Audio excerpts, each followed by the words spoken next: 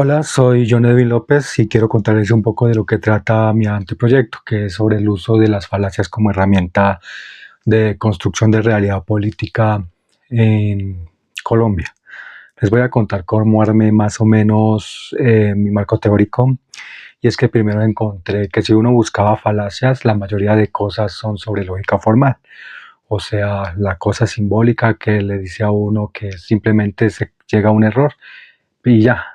Pero a mí lo que me importaba era más como por qué esas falacias funcionan en la política y cuál es el papel que juegan ahí. La lógica formal, digamos que sola no responde. Entonces tuve que irme a las tradiciones de la lógica informal y cómo se fueron construyendo esas tradiciones. Busqué en bases de datos de la universidad, también en repositorios como Redalyc, Google Scholar y pues otro tipo como de bases de datos para encontrar información.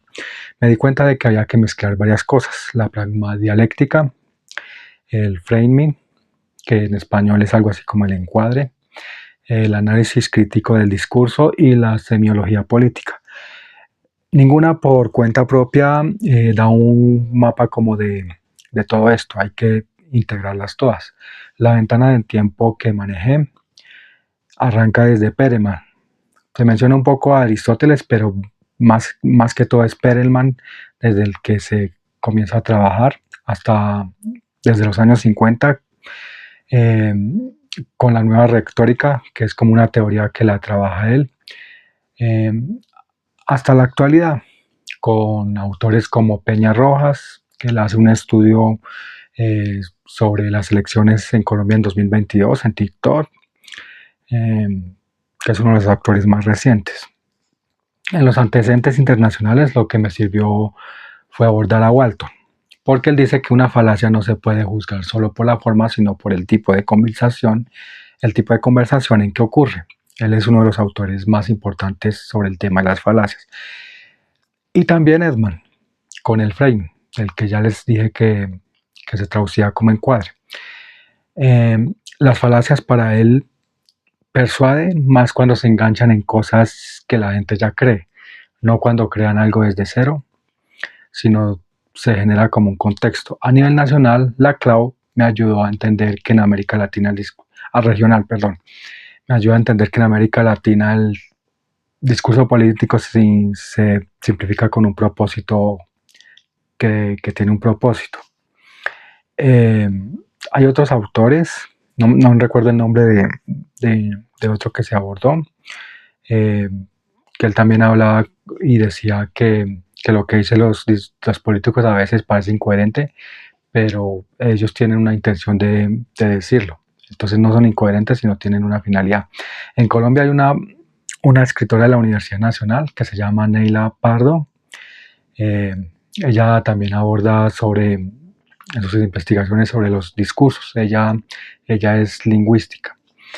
Y Peña Rojas, el que ya les mencioné como que trabaja en una investigación de TikTok, bueno, abordó las elecciones en 2022 y estudió los registros en TikTok, algunos registros en TikTok. Bueno, y con todo esto lo que quiero es entender cómo estas falacias construyen una versión de la realidad política, no solo decir que están ahí y ya, y también entender cómo operan, si realmente operan como falacias o realmente se usan como una herramienta detrás para otra cosa. Y bueno, de ahí sale mi hipótesis y es que las falacias en el discurso político colombiano no son errores ni cosas conscientes. Tienen una lógica que sirve para construir marcos de realidad que le convienen al que habla, es decir, que están instrumentalizadas. Eso funciona donde se juntan tres cosas: lo que hace el político, las condiciones del país, condiciones como la polarización, que lo de la izquierda, la derecha, la violencia, todo eso, y lo que la audiencia ya trae en la cabeza, las presuposiciones, las preconcepciones. Y la eficacia no es siempre igual, cambia según el tipo de falacia, el momento, también el interlocutor a quien va dirigida. De las variables, la variable independiente es que las falacias, perdón, es que falacias aparecen, cuántas y de qué tipo.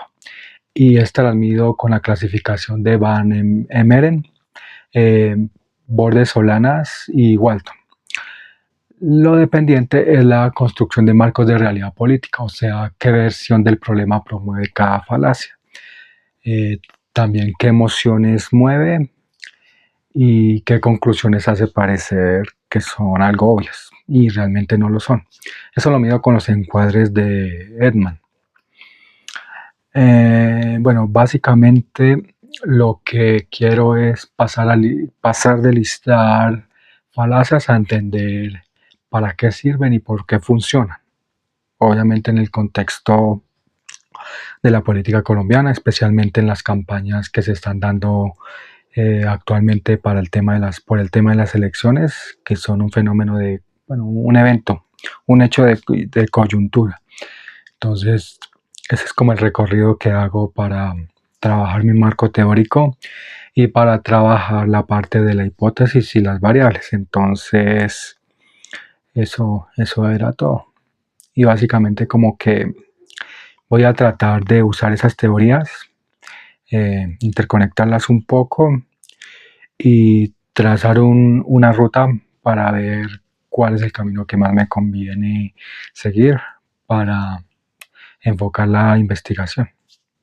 Gracias.